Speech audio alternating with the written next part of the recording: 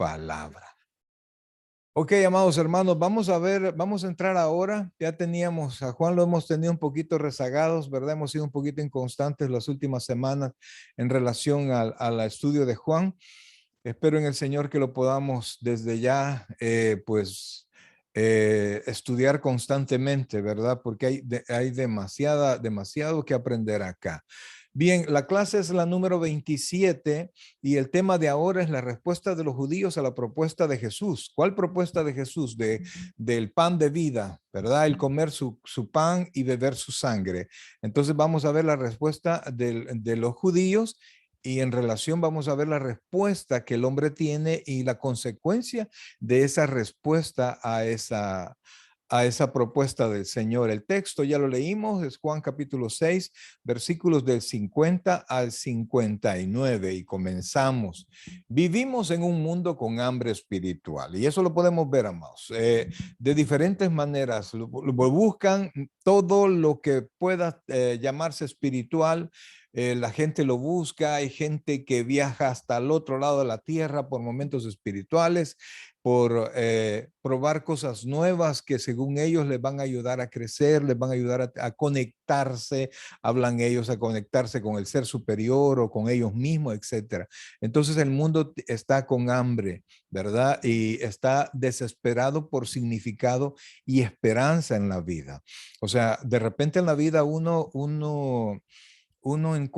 se encuentra con preguntas existenciales, ¿verdad? ¿Cuáles son las preguntas existenciales? ¿De dónde vengo? ¿Para qué? ¿Cuál es mi propósito? ¿Qué es lo que tengo que hacer en la vida? Y entonces el problema del hombre es que lo busca lejos de la perspectiva de Dios. Entonces solo busca sus propios, sus pensamientos, lo que esté de moda en el mundo y sus deseos en la carne. Entonces se aleja y la situación es que desde el principio Dios creó a los humanos para estar en comunión con Él y para que le sirviésemos. Ese es el propósito. Algo vimos el domingo pasado, ¿verdad? Que los que responden a mi nombre, para mi gloria los he creado, dijo el Señor, ¿verdad? Dios iba a ser su meta y sentido de realización. O sea, el deseo de Dios es que el hombre se desarrollara siempre alrededor de Él y no fuera de Él. Por ejemplo, en Juan capítulo 1, versículo 20, en Génesis 1:26 dice, entonces dijo Dios, hagamos al hombre a nuestra imagen, conforme a nuestra semejanza, y señoree en los peces del mar, en las aves de los cielos, en las bestias, en toda la tierra y en todo animal que se arrastra sobre la tierra. O sea que Dios hizo al hombre para que gobernara sobre la tierra, pero lo hiciera a nombre de él. Por eso es que lo hizo a su imagen, conforme a su semejanza. Y en Génesis 3:8, que es ya después, inmediatamente después de la caída, dice, y oyeron la voz de Jehová Dios que se paseaba en el huerto al aire del día, y el hombre y la mujer se escondieron de la presencia de Jehová Dios entre los árboles del huerto. Es decir, que Adán y Eva estaban acostumbrados a escuchar la voz de Dios, estaban acostumbrados a que Dios les buscara a ellos, y entonces tenían ya esa costumbre de tener comunión con Dios y ir aprendiendo de Dios. Ahora, la cuestión es que en sus intentos fallidos de llenar ese vacío, como el antiguo Israel, se han olvidado del Señor.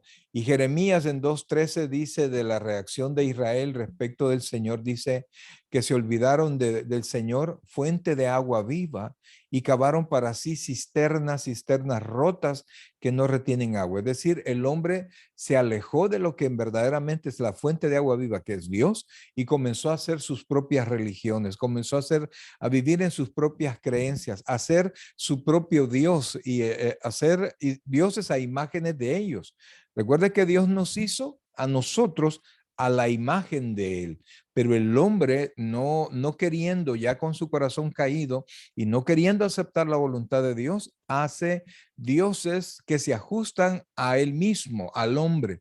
Y por eso inclusive hay mucha gente que dice que es cristiana, pero que está adorando a un Dios que se ajusta a sus propias prerrogativas y no a las prerrogativas de Dios. Es un Dios que se tiene que ajustar al hombre cuando Dios dijo que somos nosotros los que debemos debemos de ajustarnos a Él. Mas los hombres caídos no encuentran libertad estimulante que busca dejando a Dios a un lado. O sea, el hombre se ha frustrado, ha hecho a un lado a Dios y es demás, no encuentra satisfacción. Tarde o temprano encuentra su vida vacía. En lugar de eso, descubren solo la falta de significado de una vida impía.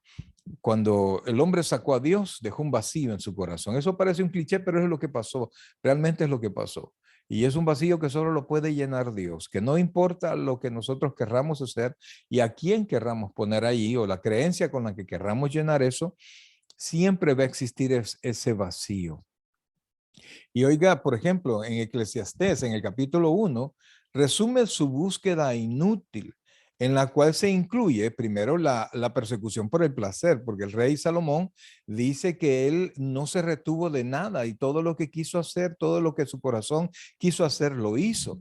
Y buscó también la productividad, buscó las posesiones, el poder político e incluso la sabiduría. Dijo que la mucha sabiduría no era el fin del hombre.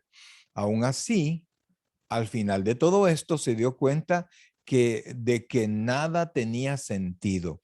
Solo Dios podía hallarse, solo en Dios podía hallarse el propósito y el significado, porque ¿quién puede comer y alegrarse si no es por Dios? O sea, si dice Eclesiastés que el todo del hombre es hacer la voluntad de Dios y que la mayor bendición que Dios puede darle a un hombre es que disfrute del fruto de su trabajo en esta tierra.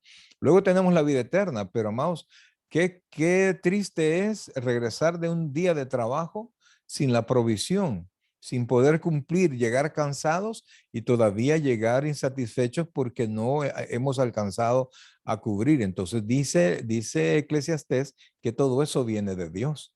Entonces el hombre se aleja de Dios, se aleja de la satisfacción, no en su carne, sino que en su alma. Salomón quería decir que ir tras las metas terrenales como fines, sin verlas como medio para glorificar a Dios, solo lleva al vacío y a la desesperación. Fíjense que de repente, yo recuerdo cuando tuve mi primer carro, qué alegría, ¿verdad? Este carro estaba todo feo, pero qué alegría. Luego compré otro y luego otro, y luego los carros comienzan a perder, ¿cómo les puedo decir? El deseo de tener un carro, de tener un carro, de tener un carro. Desde hace algún tiempo tenemos el propósito de querer comprar un carro, una camioneta, ¿verdad? No una van, sino que una camioneta donde podamos salir todos a pasear, ¿verdad? Pero ven si le hemos buscado, ahí tenemos la provisión y no lo hemos hecho porque tampoco está ya la desesperación. Ya tuvimos y ya nos damos cuenta que un carro y que otro carro y que aunque puedo tener el mejor y el siguiente y el más nuevo y el más grande y el más moderno, pero ya dejan de tener el propósito en sí, ¿verdad? Porque son bienes materiales y si bien es cierto, colman los sentidos, pero el alma se encuentra vacía. A este mundo caído de decepciones, desánimos y desespero, vino el Señor Jesucristo. Él es el pan de vida, el único que puede satisfacer los anhelos más profundos del alma humana. Solo a través de Él, los pecadores pueden obtener perdón, obtener restauración para una relación correcta con Dios y recibir vida eterna. Para eso apareció el Señor. Recuerde que Él vino a salvar lo que se había perdido.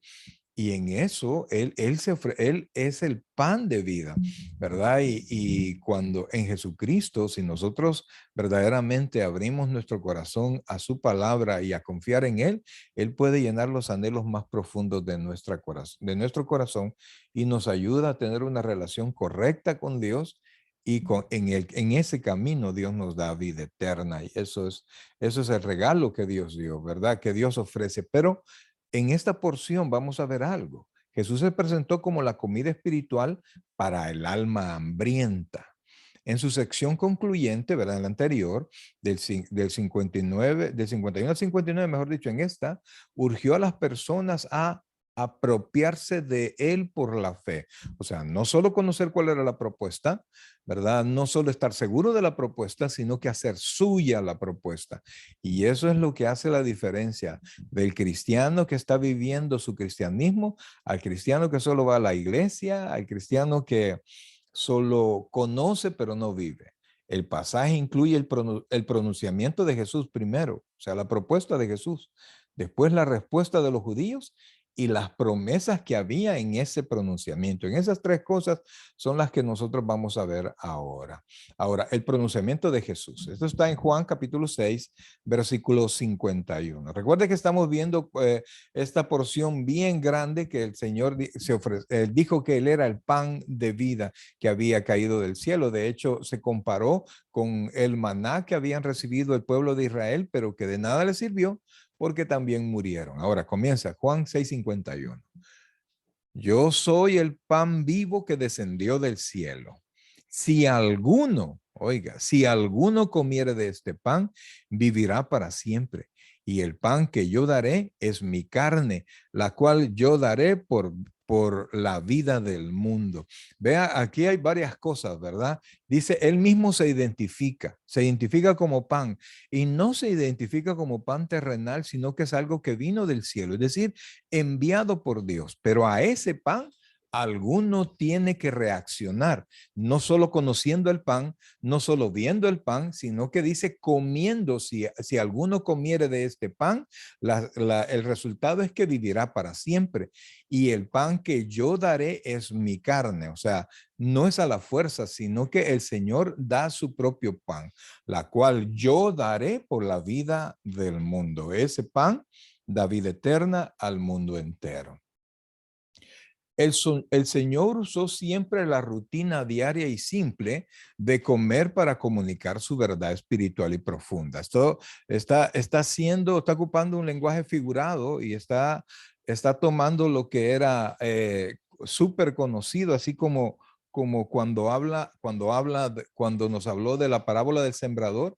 Israel es un país o que por costumbre, ellos siembran, ¿verdad? Son agricultores. Entonces siempre habla de manera que Israel pueda entender.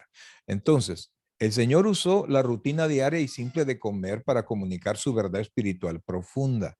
La analogía de comer sugiere 5 paralelos para apropiarse de esta verdad espiritual. 5 paralelos, ¿verdad? Que hablan prácticamente de una acción de tomar, de poseer, de hacer mío este pan espiritual. Si no, amados hermanos, si no, no importa cuántos años tenga de ir a la iglesia, no importa cuánto tiempo, cuántos sermones haya escuchado y cuántos predicadores usted escuche, si usted no hace suyo esto, ¿verdad? No tiene ningún sentido. Entonces, vamos a ver 5 paralelos para apropiarse de esta verdad. Amén, que el Señor le bendiga. Amén, sí. Okay. La número 1 es: la comida es inútil. Si no se come, la verdad espiritual tampoco hace bien alguno si no se interioriza. Solo conocer la verdad sin actuar en ella no aprovecha nada. Hebreos 4:2. Ya vamos a leer Hebreos. No, okay. Léenos por favor de nuevo el número 1. La comida es inútil si no se come. La verdad espiritual tampoco hace bien alguno si no se interioriza. Solo conocer la verdad sin actuar en ella no aprovecha nada. Ahora nosotros de repente queremos visitar algún restaurante, pero usted ahora tiene la facilidad de ver los menús a través de internet, ¿verdad? Ve fotos de la comida, del menú, de cada plato de comida, pero nadie me puede decir que con ver la comida usted ya se encuentra satisfecho. Inclusive si usted va y le pueden servir la comida, pero si usted no come esa comida, de nada le sirve. Puede ser lo mejor, pero si no introduce, de nada sirve. Entonces estamos viendo eso. La comida es inútil si no se come. La verdad espiritual tampoco hace bien si alguno, bien alguno si no se interioriza. Amén. ¿Y qué nos dice Hebreos 4:2? Porque también a nosotros se nos ha anunciado la buena nueva como a ellos, pero no les aprovechó el oír la palabra por no ir acompañada de fe en los que la oyeron. O sea que la fe, recuerde la definición de fe, pues es pues la fe, la certeza de lo que se espera, la convicción de lo que no se ve. Es decir, que la fe hace que esa verdad sea mía y la creo y la vivo. Entonces esa comida me va a hacer efecto a mí, va a tener una consecuencia en mí. Entonces, igual el Evangelio, igual Cristo, si realmente no se hace suyo, si no se toma por la fe, de nada sirve. Y número 2, comer es un impulso producido por el hambre. A quienes están llenos no les interesa comer. De igual forma, los pecadores que están saciados con su pecado no tienen hambre de las cosas espirituales. Cuando Dios los despierte de su condición perdida, el hambre de perdón, liberación, paz, amor, esperanza y alegría los lleva al pan de vida. O sea, si no hay deseo, ¿verdad? Si no hay hambre de Dios, no se va a tener nada más. Y por eso usted ve llegar a la gente a la iglesia e irse de la iglesia. A veces culpamos al pastor, la alabanza, los hermanos, alguien no me atendió bien, pero la verdad es que el que quiere llegar, llega. El que quiere mantenerse, se queda. El que tiene hambre, se come la palabra. Ahora hablaba con alguien que era parte de la iglesia ya desde hace tiempo. Y entonces yo le decía, ¿y qué pasó? Y de repente solo se fueron y ya no, y sí los he visto afuera, le dije, pero ya no volvieron a la iglesia. Y entonces solo se apartaron y se fueron. Entonces, sí, pastor, tiene razón, pero ¿qué vas a hacer? Y hablaba también de su familia. Él es que ellos, no me digas ellos, tú qué vas a hacer. Entonces me dice, el domingo voy a estar ahí, pastor. Ok, pero si no, dijo, pero estoy bien ocupado. Mira, es el domingo a las 6. Es el domingo a las 6, no es día hábil, ni siquiera es en el día. Si tú quieres llegar, vas a llegar. El que quiere, llega. El que no quiere, amados, no llega aunque lo lleguen a traer, pero el que quiere llegar busca la manera como llegar. Y por eso tenemos que orar mucho porque Dios ponga ese querer. Entonces aquí está, como estamos hablando de Jesús el pan de vida, dijimos en el número 2, comer es un impulso producido por el hambre. A quienes están llenos no les interesa comer. De igual forma, los pecadores que están saciados con su pecado no tienen hambre de las cosas espirituales. Pero cuando Dios los despierte de su condición perdida, el hambre de perdón, liberación, paz, amor, esperanza y alegría los lleva al pan de vida. Por eso es que tenemos que orar mucho, porque Dios despierte el corazón de las personas. De otra manera, amados, hagamos lo que hagamos. Nosotros vamos a tener actividades. Este domingo, primero Dios, tenemos pastor invitado. Vamos a celebrar el Día de Acción de Gracias y vamos a hacer más cosas. Pero si Dios no despierta el corazón de la gente, amados, es difícil, ¿verdad? Si no, imposible. Amén. Y número 3, cuando las personas consumen la comida, esta se hace parte de ellas por operación del sistema digestivo del cuerpo. Así ocurre espiritualmente. Las personas pueden admirar a Cristo, estar impresionada con sus enseñanzas y hasta lamentar su muerte en la cruz como una gran tragedia. Pero mientras no se apropien de él por la fe, no se harán uno con él. Esto, amados hermanos, es otra cosa bien importante, ¿verdad? Y común. Sí, pueden estar en la iglesia y para la Santa Cena llorar y en la administración también llorar, pero cuando les pasa un problemita allá afuera, pues se van. Y personas que han culpado a la iglesia porque han tenido problemas en su trabajo y se enojan y se van. Entonces, o sea, realmente, amados, si nosotros de verdad tenemos hambre, consumimos la comida, o sea, lo que es Cristo, estamos hablando de Cristo como el pan de vida, entonces esa comida va a hacer efecto en sus vidas. Y número 4. Comer requiere confianza. Nadie come conscientemente comida dañada o contaminada O comer implica fe. Comer implica fe en que la comida es comestible. Así, la metáfora del pan de vida implica creer en Jesús. Así es. Entonces, realmente por sabrosa que se vea una comida, si nosotros tenemos desconfianza, no la vamos a comer, ¿verdad? Y si hay una palabra que en la Biblia es sinónimo de fe, es la confianza. Entonces, si alguien no quiere confiar en Cristo y está confiando en otra cosa o está en su mente llena de otras cosas, realmente el pan de vida no va a hacer efecto porque no va a entrar a él.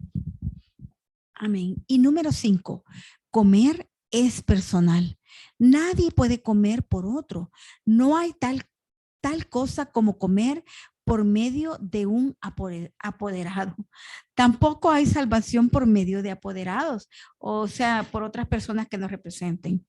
En el Salmo 49:7, el salmista escribió: ninguno de ellos podrá en manera alguna redimir al hermano, ni dar a Dios su rescate.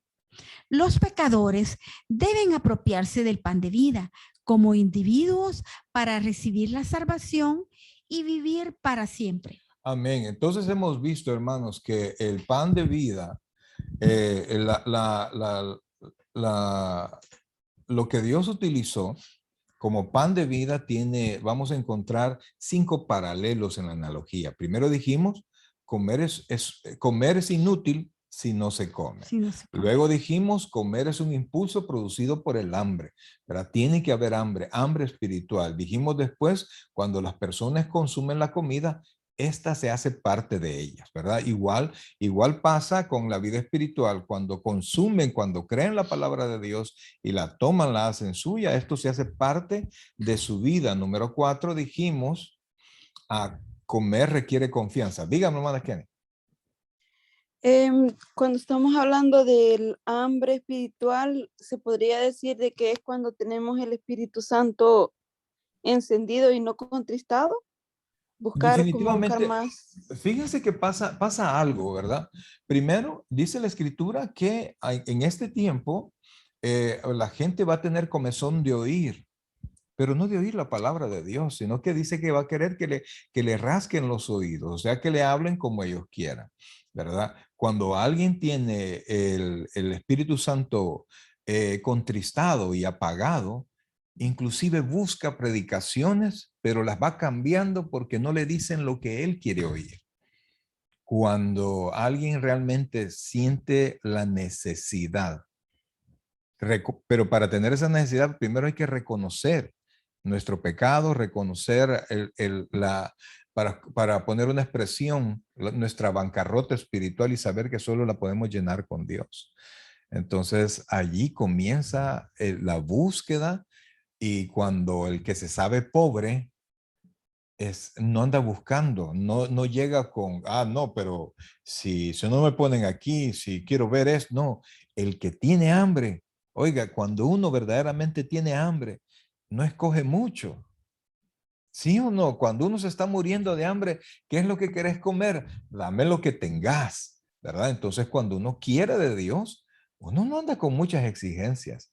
Y el que tiene hambre así es. Y realmente el que tiene hambre encuentra la palabra, encuentra el mensaje, encuentra la bendición, sin importar quién sea que esté predicando. Si es el evangelio, va a encontrar palabra, ¿verdad? Entonces, por eso es que esa hambre tiene que surgir definitivamente primero, un hambre que me lleva a salvación viene de Dios, ¿verdad? Por ende del Espíritu Santo.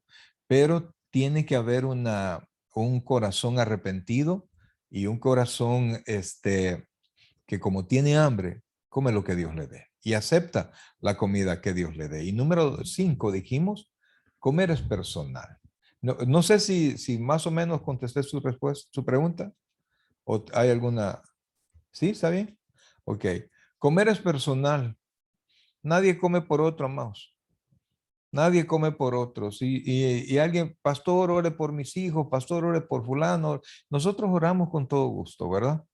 Pero es hasta que esta persona se arrepiente y se arrodilla al Señor, digamos, se rinde al Señor, es que hay transformación en su vida. De otra manera, amados, por texto, no, nadie se convierte, nadie recibe ese pan de vida.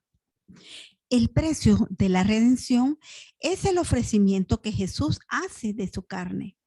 Sin Cristo, si Cristo tan solo hubiera venido y proclamado las normas de Dios, la humanidad habría quedado en un aprieto desesperado. Como nadie puede vivir de acuerdo con tales normas, no habría forma de que los pecadores tuvieran relación con Dios. Pero Cristo padeció una sola vez por los pecados, el justo por los injustos, para llevarnos a Dios. Primera de Pedro 3:18, a fin de hacer posible la reconciliación entre el hombre pecador y el Dios santo. O sea que Cristo, si bien es cierto, nos dio ejemplos, no solo vino a darnos ejemplos. Si Cristo hizo milagros, que sí los hizo, no solo vino a hacer milagros, sino que Cristo vino a pagar el precio, la deuda que nosotros teníamos con Dios. Si Cristo solo nos hubiera venido a hablar de la palabra, si Cristo solamente nos hubiera traído consejos, amados, nos hubiera dejado un aprieto tremendo, porque hubiéramos tenido conocimiento, pero nadie hubiera pagado nuestros pecados y nosotros estuviésemos con conocimiento sin poder salir de nuestro hoyo de perdición. En cambio, Él nos salvó y además nos da el Espíritu Santo para que nosotros aprendamos, y nos puso a tono con el Padre. Amén.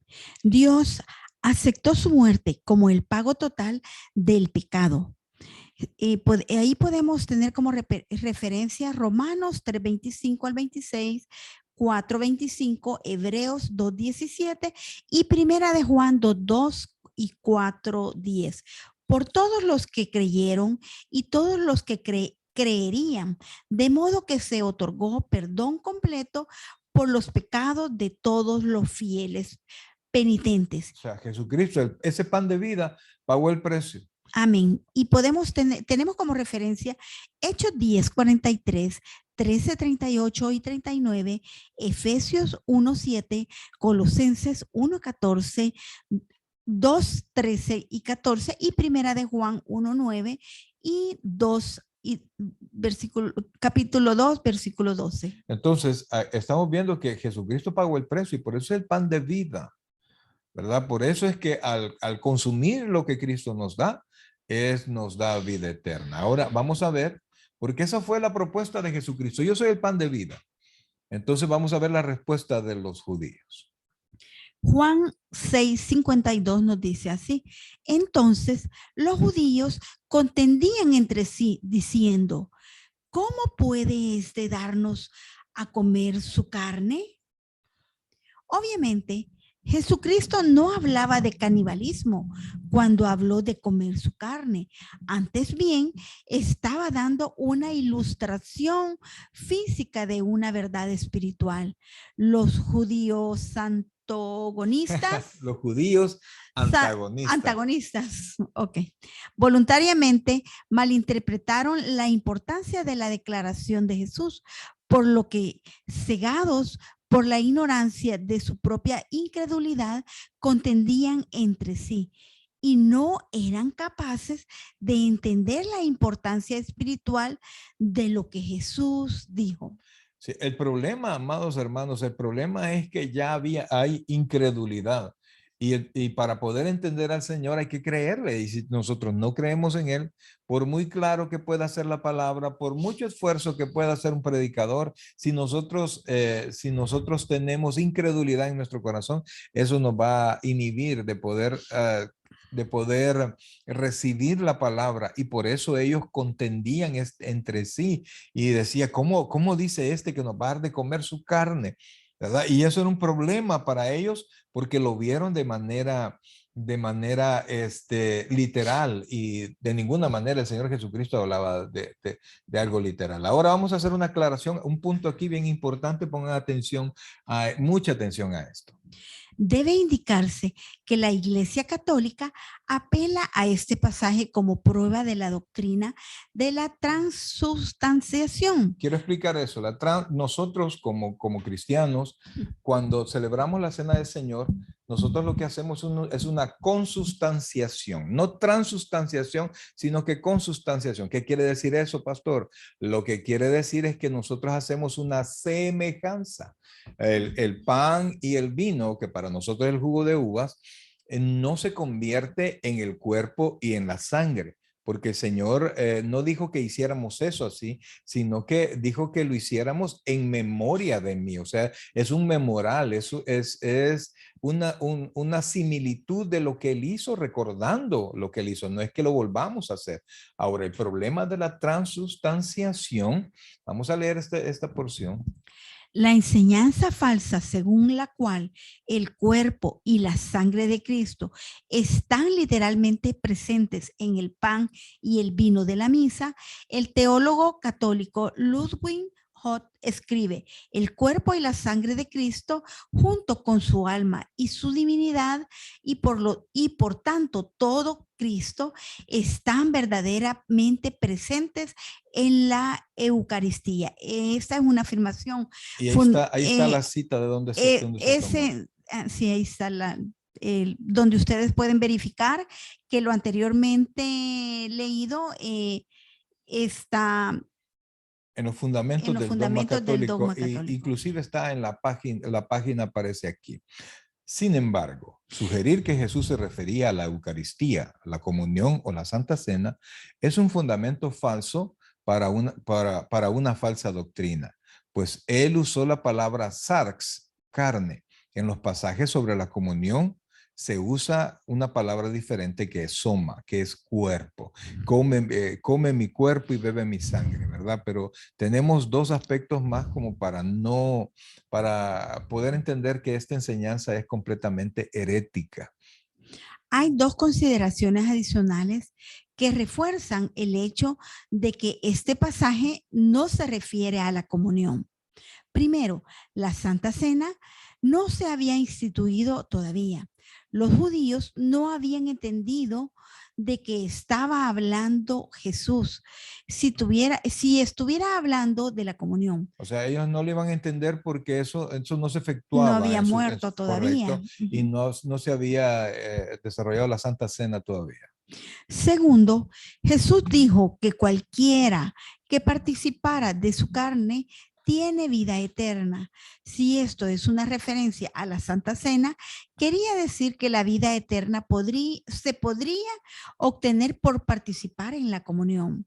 Sin embargo, esto es claramente ajeno a las Escrituras, donde se enseña que la comunión es para quienes ya son creyentes. Primera de Corintios 11:27 al versículo 32. Y al que la salvación es por la fe sola. Efesios 2:8 y 9. Entonces, aquí estamos dando dos aspectos más por las cuales nosotros no creemos en la transustanciación, como hablamos hace un ratito, sino que para nosotros es la consustanciación. Primero, porque cuando Cristo habló de su carne, de comer su carne y beber su sangre, Él no había instituido la Santa Cena. Segundo, para la Iglesia Católica, y se los hago la referencia con conocimiento de causa, la salvación no es, si bien es cierto, es en Cristo, pero se mantiene recibiendo la comunión o la Eucaristía, ¿verdad? Para nosotros no es nada más que un recordatorio. Entonces, si esto fuera así, si Jesucristo se hubiese estado refiriendo en este pasaje a la comunión, eso sería contrario a lo que las Escrituras enseñan, donde la comunión, según la Biblia, es para los que ya son salvos. Y nosotros entendemos, porque la Escritura sí lo dice, que la salvación es por la fe, no es por realizar ceremonia alguna. Es más, para nosotros, amados, ni siquiera el bautismo en aguas nos da salvación, ¿verdad? Porque eso es posterior a nuestra salvación. Solamente quería hacer esta aclaración para que primero nosotros podamos comprender, ¿verdad? Que el pan de vida aquí se está refiriendo a la salvación y no está haciendo referencia a la cena del Señor o la comunión o la Eucaristía, como ustedes le quieran llamar, y seguimos sosteniendo que la salvación es únicamente por la fe. Amén. Ahora vamos a ver el tercer punto, porque vimos la propuesta de Jesucristo, vimos la respuesta de los judíos, el cual fue estorbado completamente por la incredulidad. Y ahora vamos a ver las promesas de ese pan de vida que el Señor Jesucristo nos da. Y Juan 6:53. Espérame, hermana Kenia, dígame. Yo estaba confundida, honestamente. Yo pensé de que aquí se refería a la Santa Cena. Pero si no se refiere a la Santa Cena, ¿a qué se refiere cuando está diciendo que comamos de su carne y, bueno, que cualquiera puede comer de su carne y de su sangre? Que estaba ofreciendo su sacrificio. A eso se refiere la salvación. Exclusivamente a la salvación. Cuando no es un lenguaje figurado del Señor, ¿verdad? Cuando me dice come mi carne, bebe mi sangre, no se está refiriendo a que vamos a comer el pan en la comunión, sino que está refiriendo a créeme, recíbeme, acoge mi mensaje. Eso es el punto, ¿verdad? Porque realmente ya vamos a ver más adelante que aunque el Señor retó al pueblo de Israel y lo presionó más porque en la ley el canibalismo era condenado, pero es el lenguaje figurado, ¿verdad? Se refiere a la salvación. Acuérdese que la comunión es posterior a la salvación. La Santa Cena o Eucaristía es para los salvos. De hecho, cuando nosotros vamos a tomar la Santa Cena, ¿qué es lo que le decimos a las personas? ¿Cuáles son los requisitos? Los dos requisitos. Mano Asensio, ¿cuáles son los dos requisitos? Haber recibido al Señor y haberse bautizado. Correcto. Entonces es posterior. Y recibir al Señor es comer su carne y beber su sangre. Es aceptar su sacrificio en la cruz, en pocas palabras. A eso se refiere. Porque la salvación no es por participar en la Santa Cena. ¿Sí? No, dígame si quedó claro. Si no, pregunte, siga preguntando. Ajá. No, yo ahorita estoy tratando de asimilar eso porque honestamente estaba bien confundida. Yo estaba segurísima que se refería a la Santa Cena y estoy tratando de entender lo que aquí se refiere. Ok, eso es importante, ¿verdad? Es importante que lo logremos comprender. El Señor Jesucristo se estaba ofreciendo a sí mismo en su muerte en la cruz. Ellos no entendían que él iba a morir en la cruz, que él que iba a entregar su cuerpo e iba a derramar su sangre. Entonces, nosotros como cristianos solo hacemos él nos dijo que lo hiciéramos en conmemoración de él.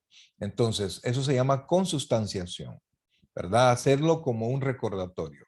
La transustanciación es específicamente cuando la Iglesia Católica toma la Santa Cena o la Eucaristía, transforma el pan en el cuerpo y la sangre, y el vino en la sangre del Señor. Y por eso es que la salvación en ellos, en su doctrina, ¿verdad? En ellos se sostiene participando en la comunión. Si un católico deja de participar en la comunión, él pierde su salvación. Así literalmente. ¿Por qué? Porque para ellos, y esta porción que sacamos acá está tomada de un libro de los dogmas de la iglesia. Entonces dice, el cuerpo y la sangre de Cristo, junto con su alma y su divinidad, y por lo tanto todo Cristo, están verdaderamente presentes en la Eucaristía. Estamos hablando de un teólogo católico, ¿verdad? Entonces, tres razones por las cuales no es cierto. Primero, Cristo ocupó la palabra diferente cuando se refiere a los pasajes de la comunión, ocupa la palabra cuerpo y no carne, ¿verdad? Aquí ocupó carne como una entrega. Segundo, dijimos que la segunda es que la Santa Cena no se había instituido todavía. Acuérdense que estamos en el capítulo 6. La Santa Cena es mucho más adelante, es el Jueves Santo, ¿verdad? Y uno más es que participar en la comunión es para los salvos, ¿verdad? Y nosotros no somos salvos por participar en la comunión, sino que para participar en la comunión tenemos antes que haber sido salvos. Y a eso se refiere la carne y la sangre, ¿verdad? El recibir el mensaje de Cristo, la ofrenda de Cristo. Ahora, vamos a las promesas del pan de vida y para eso vamos a leer los versículos desde el 53 hasta el 59. Amén. Versículo 53. Jesús les dijo, de cierto os digo, si no coméis la carne del Hijo del Hombre y bebéis su sangre, no tenéis vida en vosotros. El que come mi carne y bebe mi sangre tiene vida eterna, y yo le resucitaré en el día postrero, porque mi carne es verdadera comida y mi sangre es verdadera bebida. El que come mi carne y bebe mi sangre, en mí permanece y yo en él. Como me envió el Padre viviente y yo vivo por el Padre, asimismo el que me come, él también vivirá en mí. Este es el pan que descendió del cielo, no como vuestros padres comieron el maná y murieron. El que come de este pan vivirá eternamente. Estas cosas dijo en la sinagoga, enseñando en Capernaum. Fíjense que, por ejemplo, acá, ¿verdad? Voy a minimizarlo para poderlo señalar. Dice, oiga esto, por ejemplo, esta porción. El que come mi carne y bebe mi sangre, en mí permanece y yo en él. ¿Verdad? Tendríamos nosotros que ser salvos por las obras.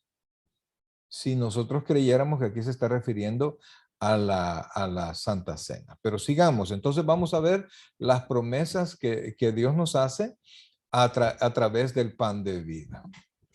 Aunque se enfrenta a su incredulidad intencional, Jesús no bajó de tono de sus palabras. En lugar de eso, hizo sus enseñanzas más difíciles de tragar, agregando el concepto escandaloso de beber su sangre.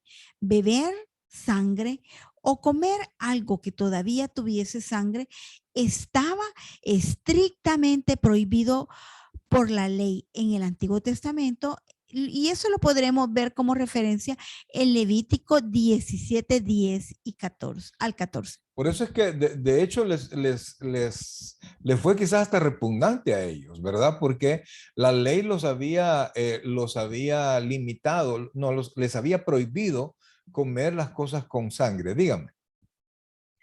Perdón por estarle interrumpiendo, pero No, no quiero hay que me quede problema. bastante claro. Em, corrígeme si estoy mal. En la página que acabamos de ver, Jesús está haciendo una comparación con Dios, que prácticamente son de la misma sustancia, y nosotros, al tener la vida, al aceptarlo a Él y comer de su carne y de su sangre, estamos como no siendo igual que Él, pero prácticamente formaríamos la parte de Él. A eso prácticamente se refiere Okay. este. Sí, más o menos. O sea, Okay. recuerde que Cristo es el unigénito Hijo de Dios, Ujú. ¿verdad? La palabra unigénito no solamente significa único, sino que de su misma sustancia, tal como usted nos lo ha dicho. Cuando nosotros recibimos a Cristo, ¿verdad? Cuando nosotros creemos en Cristo, no es que estemos comiendo realmente su cuerpo, ¿verdad? Sino que recuérdese, Cristo no es para nosotros, Cristo es para Dios. El sacrificio no lo presentó al hombre, el sacrificio lo presentó a Dios, ¿verdad? A quien el hombre había ofendido, para pagar la deuda que el hombre tenía con Dios. Cuando Cristo pagó la deuda, hizo limpio y justo al hombre delante de Dios, y entonces el hombre ahora puede tener comunión con el Padre. Para eso, hace a un lado su vida pecaminosa y le da una nueva vida espiritual. No somos iguales a Cristo porque estamos en un cuerpo que se corrompe. Un día, vamos nosotros a tener completa transformación de nuestra vida cuando seamos glorificados por Cristo. Entonces, dice Juan que seremos igual a Él porque le veremos tal como Él es. O sea, nuestros ojos van a ver, ¿verdad? Entonces, no es que nosotros ahora somos como Cristo, formamos parte del cuerpo de Cristo, ¿verdad? Y nuestra vida, nuestra nueva vida, sí es una vida directa que viene de Dios, ¿verdad? Porque es Dios quien nos da la vida a través del perdón que obtenemos por Jesucristo. ¿Está bien? Sí, sí, eso Ok, lo entiende. Sí. ok, entonces, el Levítico 17 habla de de la prohibición, ¿verdad? Prohibición que definitivamente el pueblo de Israel no podía violar. Vamos a leerlo, por favor. Levítico 17, versículos del 10 al 14.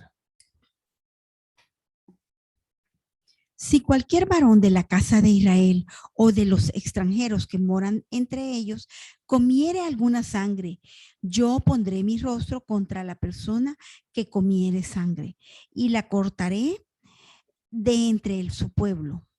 Al 14. Sí. Porque la vida de la carne en la sangre está, y yo os la he dado para hacer expiación sobre el altar por vuestras almas, y la misma sangre hará expiación de la persona. Por tanto, he dicho a los hijos de Israel, ninguna persona de vosotros comerá sangre, ni el extranjero que mora entre vosotros comerá sangre, y cualquier varón de los hijos de Israel o de los extranjeros que mora entre ellos, que cazare animal o ave que sea de comer, derramará su sangre y la cubrirá con tierra.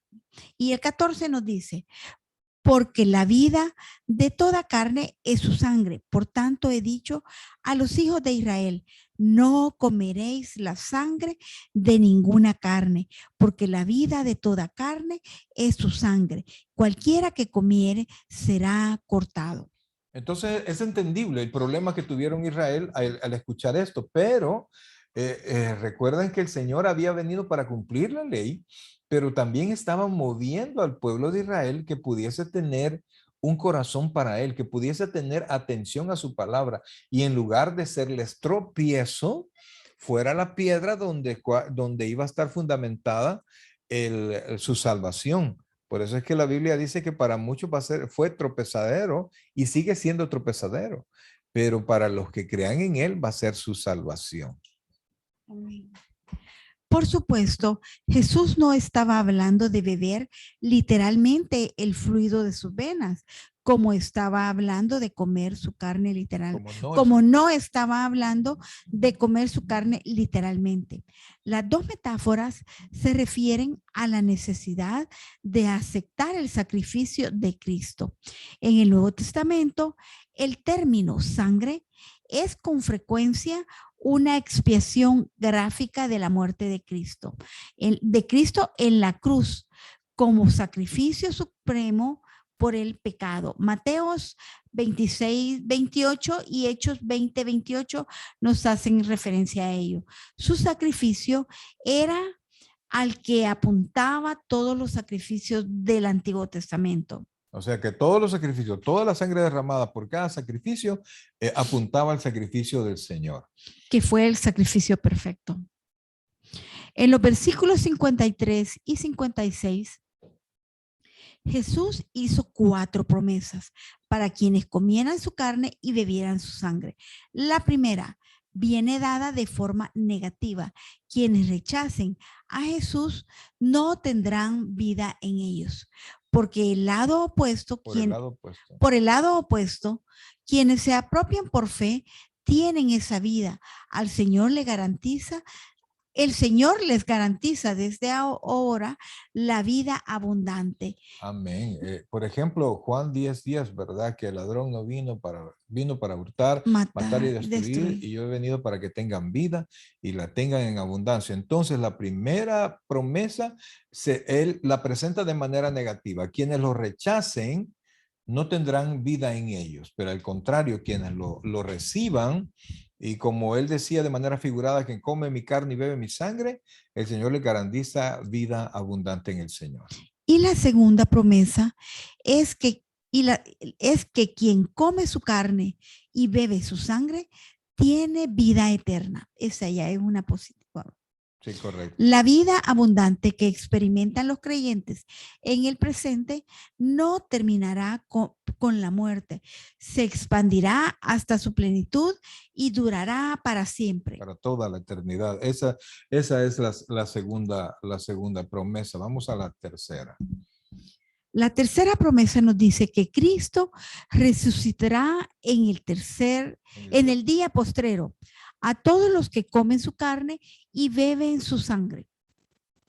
Se repite por cuarta vez en este pasaje 39, versículo 39, 40 y 44. La resurrección para vida eterna es la gran esperanza del creyente. Hechos 23:6, 24:15, Tito 2:13 y Primera de Pedro 1:3. Sin ella, el evangelio cristiano no significa nada. Y para mayor referencia tenemos Primera de Corintios 15:12 y al 19. Léelo, por favor. Entonces, aquí está hablando de la resurrección, ¿verdad? Ya está hablando de vida eterna, pero la vida eterna podría ser sin el cuerpo, pero aquí está hablando de que vamos a venir a traer el cuerpo. Y allí, lo que preguntaba al principio la hermana Kenia, allí sí vamos a transformarnos de la manera que es Dios. Entonces, la promesa de conocerle a Él, de aceptar su oferta, es que Él nos va a resucitar en el día postrero. En 1 Corintios 15, Pablo hace una referencia. Pero si se predica de Cristo que resucitó de los muertos, ¿cómo dicen algunos entre vosotros que no hay resurrección de muertos? Porque si no hay resurrección de muertos, tampoco Cristo resucitó. Y si Cristo no resucitó, vana es entonces nuestra predicación, vana es también vuestra fe. Y somos hallados falsos testigos de Dios, porque hemos testificado de Dios que Él resucitó a Cristo, al cual no resucitó, si en verdad los muertos no resucitan. Porque se ha detenido la pantalla porque alguien está haciendo una llamada a mi teléfono. Ahí sí, no se preocupen, ya vamos a estar. Ahí estamos ya. Porque si los muertos no resucitan, tampoco Cristo resucitó. Y si Cristo no resucitó, vuestra fe es vana. Aún estáis en vuestros pecados. Entonces también los que durmieron en Cristo perecieron. Y si en esta vida solamente esperamos en Cristo, somos los más dignos de conmiseración de todos los hombres. Entonces ahí está diciendo, si solo esperamos en Cristo y Cristo nos resucitó, entonces estamos fritos, está diciendo, ¿verdad? Pero nosotros sabemos, el versículo siguiente dice, sabemos que Cristo ha resucitado. Ahora, sigamos, ya casi terminamos. Y vamos a la cuarta y última. Jesús presentó su promesa declarando que su carne es verdadera comida y su sangre es verdadera bebida. El sustento que da la vida de Dios en el creyente. En vista de esto, el Señor declaró: el que come mi carne y bebe mi sangre, en mí permanece y yo en él. Aquí la promesa es unión con Cristo. En Juan 14:20, Jesús les prometió a los discípulos: en aquel día vosotros conoceréis que yo estoy en mi Padre y vosotros en mí y yo en vosotros. O sea que aquí está, Cristo está diciendo, si ustedes comen esta carne, vamos a permanecer juntos para siempre. Eso es lo que él está diciendo acá, ¿verdad? La promesa de la unidad con Cristo. Y esa promesa es para todos los que han creído, es decir, para toda la iglesia. Amén. Y en el versículo 57, Jesús declaró la fuente de su autoridad para hacer estas promesas. Como me envió el Padre viviente y yo vivo por el Padre, asimismo, el que me come, él también vivirá por mí. Antes había declarado, porque como el Padre tiene vida en sí mismo, así también ha dado al Hijo el tener vida en sí mismo. Eso lo encontramos en el capítulo 5, versículo 26. Por lo tanto, quien cree en Jesús vivirá por él.